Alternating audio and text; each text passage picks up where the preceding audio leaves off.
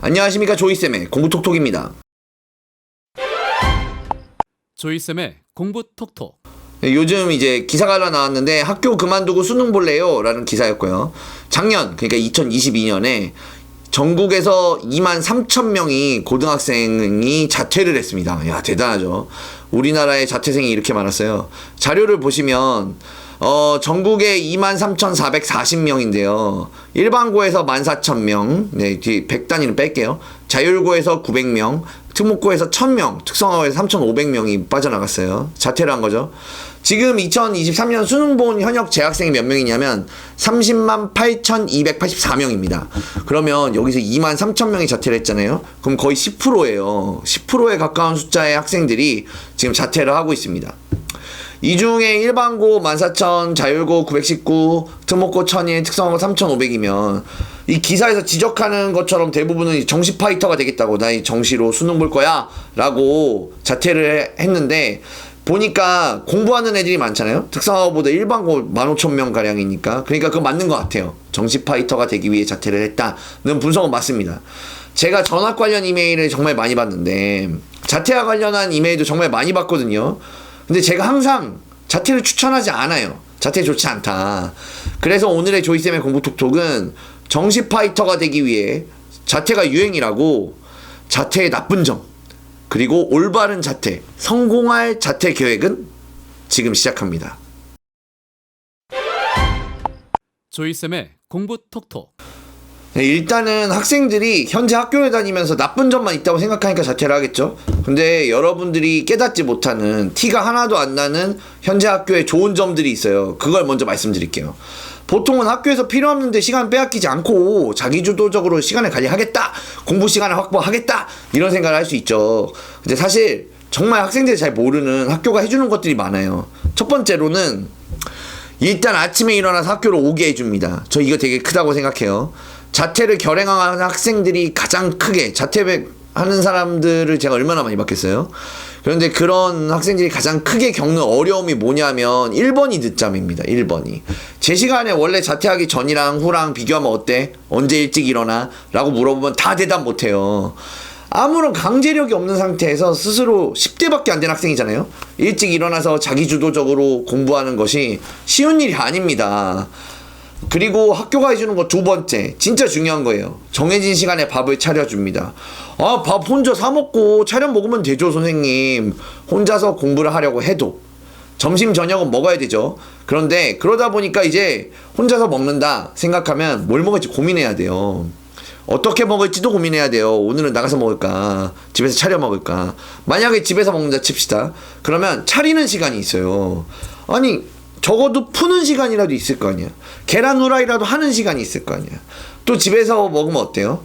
TV 틀고 유튜브 보면서 천천히 먹지 않나요? 먹는 시간, 또 치우는 시간. 어떻게 집에서 탱자탱자 놓으면서 설거지 그냥 놓으면은 좀 눈치 보일 수도 있잖아요. 또 치우는 시간, 그런 것도 필요하죠. 적어도 식탁 위에라도 치울 거 아닙니까?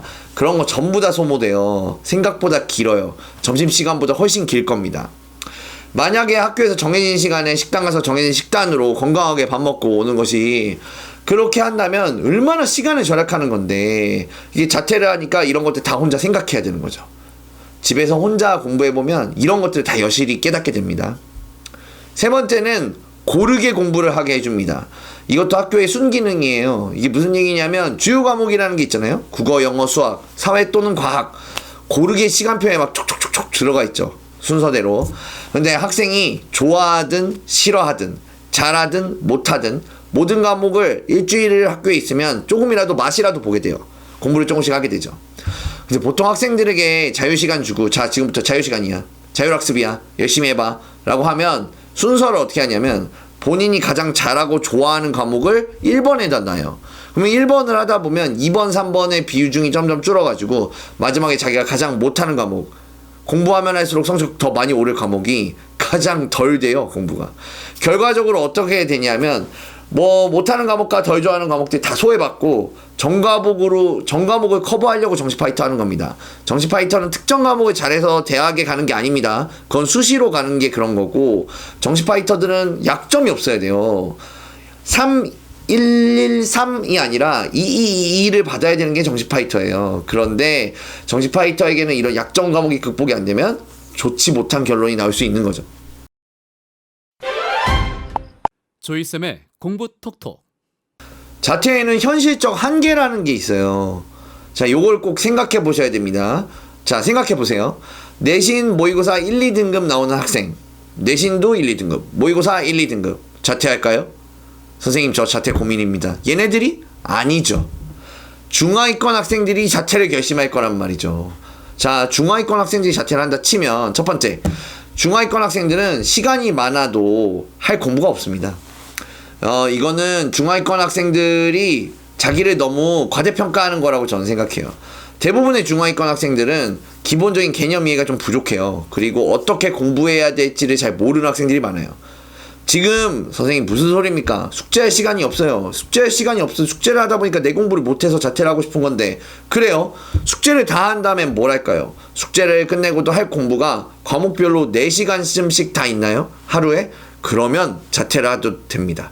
그런데 중하위권 학생들이 과목별로 하루에 4시간씩 공부할 견적이 다 나온다? 흔치 않습니다. 그럴 리 없어요. 자, 첫 번째는 중하위권 학생들은 공부할 내용이 없다잖아요. 두 번째는 중하위권 학생들은 시간이 많아도 공부할 수가 없습니다. 공부할 능력이 없는 거예요.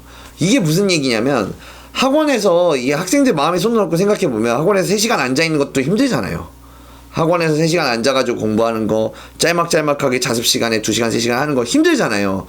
당장 아침부터 자습시간이 생겨서 하루에 10시간 이상씩 자습시간이 생기면 가만히 앉아서 공부할 수 있겠어요? 시간이 많아지면은 집중 시간도 같이 늘어나는 게 아니에요. 지금은 3시간 집중 시간이 3시간 동안 집중을 했어요. 근데 자습을 했는데, 한 2-3시간만 더 있었으면 참 좋겠다. 라고 생각하니까 자퇴를 생각하시는 거거든요. 근데 만약에 자유시간이 10시간이 됐어요. 그랬는데 이 집중할 수 있는 내 능력, 이 캐파시티도 같이 늘어나냐고요. 그렇지 않다는 거죠. 인간 기계가 아니잖아요. 입력, 시작, 집중하면 딱 늘어나지 않아요. 그래서 가만히 앉아서 집중하기가 중하위권 학생들이 집중할 수 있는 시간 정해져 있으면 이건 사실은 상위권 학생들도 어려워요. 그리고 그래, 아무도 감독도 안 할 거잖아요. 생각을 해봐요. 이번에 추석 연휴 되게 길었죠. 추석 연휴가 엄청 길었는데 얼마나 공부하셨어요? 엄청 길었잖아요. 하루에 12시간씩 하셨나요? 정말 앞에 두 개는 공부에 대한 거라면 이게 진짜 현실적인 고민입니다. 자퇴를 하려면 학교와 부모님 둘 다 설득해야 됩니다. 둘 다 동의해줘야 돼요. 담임선생님, 부모님 다 설득해야 된다고요. 그런데 할 말은 정해져 있습니다, 여러분. 자, 이 말에 대답하실 수 있어야 돼요. 지금 자퇴한다고 해서 모의고사 점수가 확 오를 수 있을 것 같냐? 이거랑 지금 자퇴하면 내신은 포기하는 건데 수시 전형 하나도 못 써. 운 나쁘게 너 수시 내신보다 모의고사 안 나오면 그때는 어떻게 할 거냐? 라는 이런 질문에 답을 해야 됩니다. 자기 실력에 자신감이 있으면 할 수 있는데 지금 중하위권 학생이란 말이에요. 이 쉽게 답하기 어려운 질문들이죠. 조이쌤의 공부 톡톡. 어쩌라고? 그냥 하지 말라고? 제가 이제 올바른 자퇴 계획, 성공할 자퇴 계획을 말씀드려 볼게요. 일단 혼자서 공부해보겠다고 막 그러거나 집에서 혼자 하면 됩니다. 우리 아파트에 도서관 있어요. 도서관 가겠습니다. 느슨한 관리형, 독학형, 자습형 학원, 독서실, 공부방, 스터디 카페 완전 비추합니다. 이거 하면 안 돼요. 이거 다 하면 안 됩니다. 다 하면 안 되고, 자퇴할 학생이라면 이런 거는 꿈도 꾸지 마시고, 자퇴를 하고 내가 모의고사 올인해가지고 내 인생 한번 바꿔보겠다. 내가 내신 5등급이지만 내가 실력은 수능에서 2등급이라는 거 보여주겠다. 이런 학생이라면 강력한 관리형 학원에 가야 됩니다. 출석도 완전 빡빡하게 하는 학원, 들어가면 못 나오는 학원. 솔직히 말하면 기숙사형 학원을 추천합니다. 기숙사형 학원이 제일 좋아요. 기숙사형이 없다 그러면은 종합형 학원이라는 데가 있어요. 아침 10시에 가서 밤 10시에 나오는 그런 학원을 추천합니다. 본인에게 자유를 주면 안 돼요. 본인을 믿으면 안 됩니다. 자퇴하는 학생들은 자기 자신의 통제력을 믿어서는 안 됩니다. 그리고 원래 10대 학생들이잖아요. 10대잖아요. 10대. 통제력이 없는 게 창피한 게 아니라 당연한 거예요.